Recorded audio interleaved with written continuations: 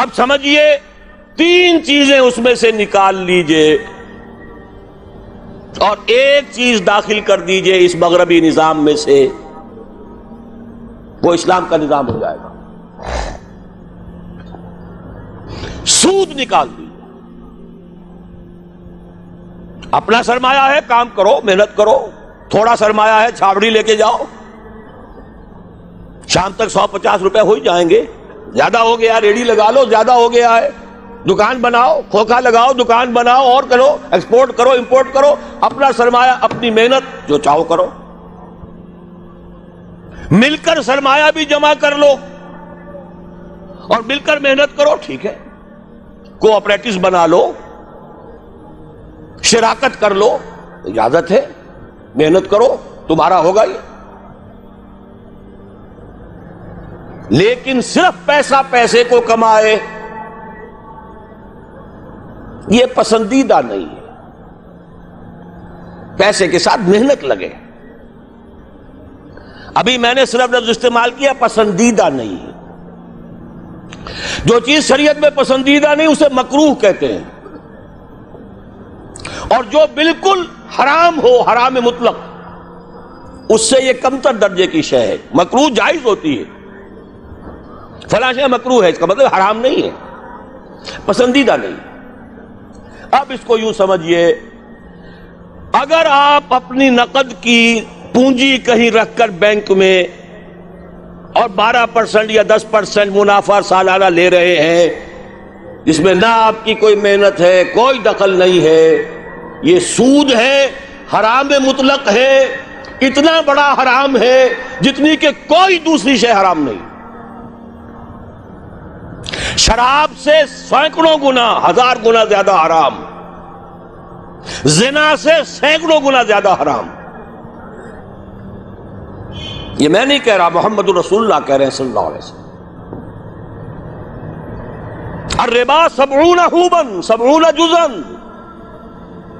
اس سود کے گناہ کے 70 حصے ہیں۔ ایسروہا، سب سے ہلکا اس کے مساوی ہے، ان ينكح الرجل امہ، کہ کوئی شخص اپنی ماں کے ساتھ زنا کرے۔ اب حساب کتاب جوڑ لیجئے، ریشو پروپورشن بنا لیجئے، سود نکال دو۔ ہاں کچھ شکلیں ہیں کہ جو جائز قرار دی گئی ہیں بغیر محنت کے بھی پیسہ کمانے کی، وہ کیا ہے؟ آپ کے پاس 10 لاکھ روپے تھے، 10 لاکھ کسی کو دے دیا کہ آپ مجھے 10,000 ماہانہ دیتے رہیے، حرام ہو گیا۔ 10 لاکھ کا مکان بنائیے اور وہ مکان کرائے پر دے دیجئے 10,000 ماہانہ پر یا 5,000 ماہانہ پر، یہ جائز ہے، محنت تو اس میں بھی نہیں لگی نا، مکروہ ہے، پسندیدہ نہیں ہے۔ مکان اتنا ہی بناؤ جتنی تمہاری ضرورت ہے، اور اگر ضرورت سے زائد بنا لیا ہے اپنے بھائی کو دے دو۔ ماضی قریب کے اندر بھی ہمارے دیہات میں مکان کے کرائے کا کوئی تصور موجود نہیں تھا، لیکن حلال ہے، حرام نہیں ہے۔ البتہ اس کو جو چیز کوالیفائی کر دیتی ہے وہ کیا ہے، پیوریفائی کر دیتی ہے، وہ یہ ہے کہ 10 لاکھ اگر کسی کو نقد دیا تو اس کا بھی امکان ہے کہ وہ 15 لاکھ بن جائے، 20 لاکھ بن جائے، اس کا بھی امکان ہے 5 لاکھ رہ جائے سال میں۔ وہ مائع ہے، فلوئڈ ہے، اس میں اگر آپ نے نقد طے کر لیا کہ میں تو اتنا لوں گا، یہ حرام مطلق ہے، سود ہے۔ لیکن مکان 10 لاکھ کا بنا کر دیا ہے تو ظاہر بات ہے کہ اس سے وہ کیا لے گا سوائے اس کے کہ مہینے بھر رہا ہے، اس کا بدل آپ نے لے لیا، بس اللہ اللہ خیر صلی اللہ۔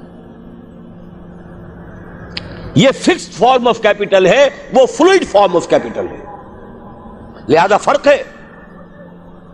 اسی طرح مضاربت ہے، جائز ہے۔ وہ جائز کیا ہے؟ میرے پاس پیسہ ہے، میرے اندر صلاحیت نہیں، یا میں بیمار ہوں، یا میں بوڑھا ہوں، یا خدا فرض کیجئے کوئی خاتون ہے وہ پیسہ گھر میں نہیں رکھنا چاہتی، کہتی ہے کہ بھئی کام میں لگے، کسی ایسے شخص کو دے دے جس کے پاس سرمایہ نہیں ہے، وہ کام کرے، اس کو کہتے ہیں مضاربت، سرمایہ ایک کا، کام دوسرا کرے۔ اس میں اگر نفع ہو جائے تو دونوں تقسیم کر سکتے ہیں، جو بھی طے ہو، آدھا آدھا ہو، تہائی اور 2 تہائی ہو، جیسا بھی طے ہو جائے۔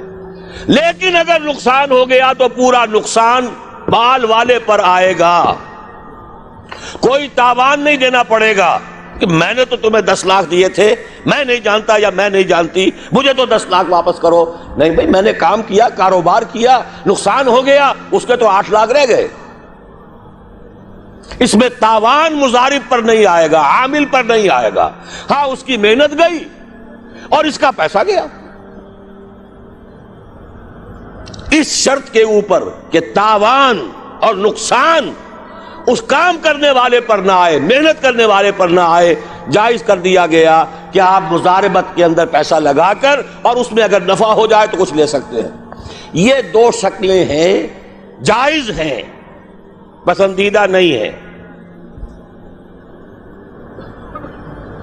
باقی وہ شکل معین شرع سے نفعی نفع نفعی نفع، یہ جیسے کہ میں عرض کر چکا ہوں، حرام مطلق زنا سے سینکڑوں گنا زیادہ حرام، شراب سے لاکھوں گنا زیادہ حرام۔